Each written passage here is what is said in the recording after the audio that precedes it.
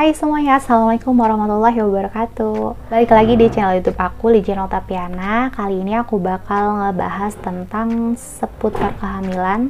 Sebenarnya tentang cerita yang kemarin aku lanjutin di video kemarin yang aku udah upload. Kalau kalian belum lihat, kalian bisa tonton dulu di video sebelumnya.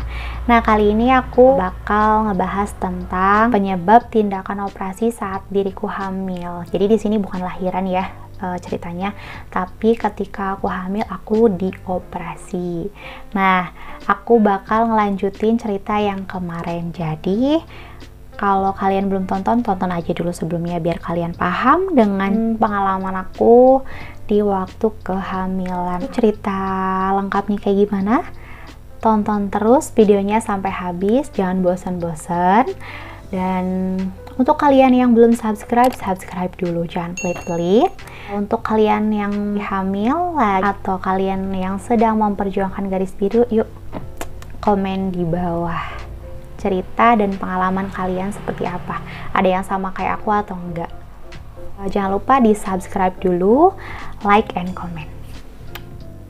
Kalian masih ingat dengan dokter yang ada di Mitra Keluarga yang katanya aku itu divonis di awal program kehamilan itu ada yang namanya polip serviks.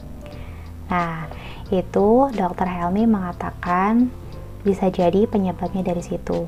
Jadi gini, dokter Helmi itu menjelaskan ke kita kalau yang namanya polip serviks itu memang sebenarnya ganggu untuk program kehamilan. Jadi sebenarnya seperti kista, seperti penyakit lainnya kayak miom kayak gitu yang bisa jadi itu orang tuh nggak bisa hamil karena faktor tersebut. Melainkan ada yang ganas, ada yang enggak gitu kan. Setelah dilihat dengan dokter Helmi, ternyata polipnya itu memang gak terlalu aktif banget. Sudah katanya sih udah seingat aku waktu itu udah merah banget dan itu nggak gede. Sini ukurannya itu katanya sekitar 1 cm. Ada kasus pasiennya itu lebih dari 1 cm. Ada loh yang 5 cm yang tambah lama tuh tambah gede. Tapi di sini katanya emang di aku tuh si polipnya 1 cm udah agak kebakar gitu, maksudnya udah nggak aktif gitu. Cuman yang ditakutkan itu ya kayak terus-terusan kayak begini selama kehamilan aku itu pendarahan terus dan takutnya itu menyebabkan infeksi.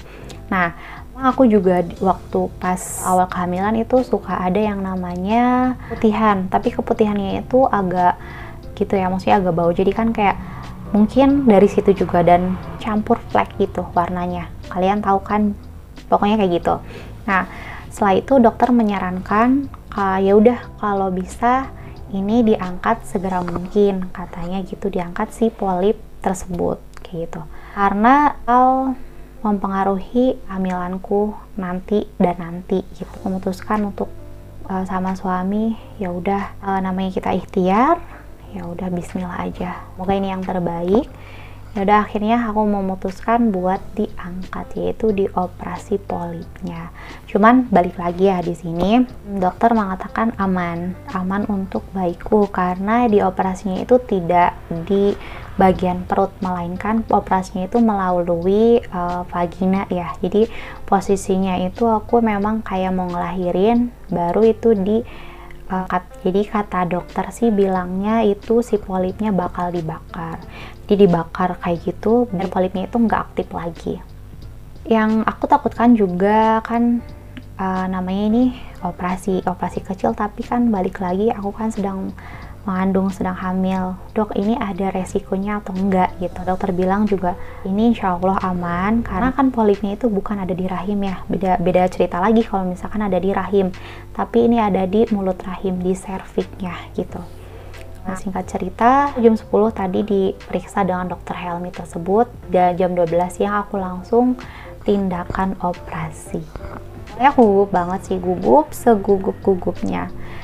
Ini pertama kali aku yang namanya dioperasi kan biasa disuntik, bius segala macam, tapi ya udah, ini ikhtiar aku, ini jalan aku, semoga ini yang terbaik buat aku dan janinku. Setelah diangkat, polipnya itu dimasukkan ke lab, jadi observasi dulu apakah si polipnya itu beneran ganas atau tidak gitu.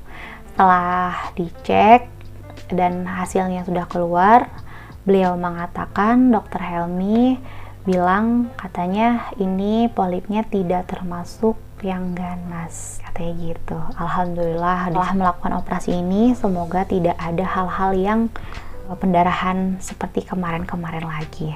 Di situ juga aku udah langsung boleh pulang karena aku menginap di rumah sakit kalau gak salah berarti 3 hari 2 malam. Aku udah nggak usah pakai kateter lagi. Jadi lewat di situ juga emang ya udah, karena itu bukan placental previa, ya udah beda kasus lagi. Jadi alhamdulillahnya memang di situ plasenta aku baik-baik aja. Sampai akhirnya ya aku kontrol lagi dengan beliau 1 minggu kemudian, dan beliau juga mengatakan bayinya juga sehat-sehat aja, placentanya juga normal, bisa lahiran normal, semoga aja ya, namanya kita ikhtiar, kita berdoa selalu. Pada akhirnya penyebab dari segala terjawab, yang katanya berarti aku faktornya itu selama aku pendarahan dari polip yang ada di servikku.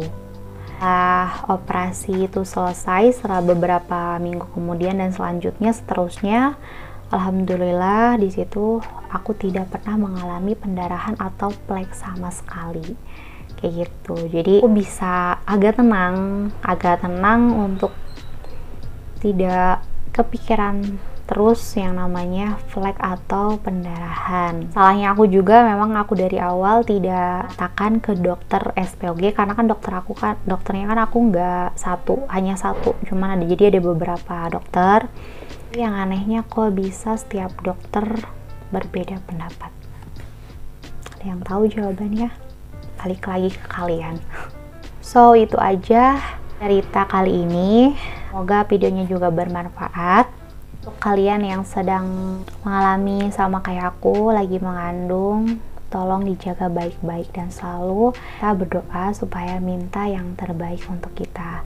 Semoga para bunda yang memang sedang mengandung semoga diberikan keselamatan, diberikan kesehatan baik janinnya maupun ibunya. Semoga buat para pejuang garis 2 semangat terus, semoga kalian diberikan yang terbaik dan semoga disegerakan.